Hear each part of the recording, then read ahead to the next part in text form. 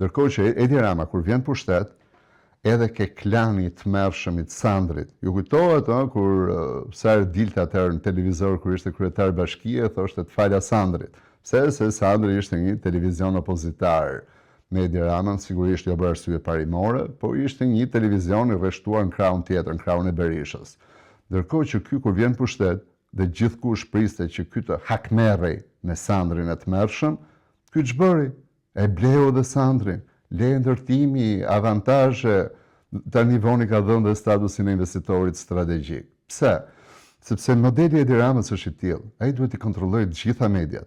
Pse? Që të vjedhë rahat, që të abuzojë rahat, dhe mediat të kontrollohen prej tij me anë të ndrifugave, me anë të veglave, ka tjera tani domethënë si është arratisur e ndrifuga në drejtim të paditur. Ky njeri është mësuar të kontrollojë opinionin publik shqiptar nëpërmjet mediave.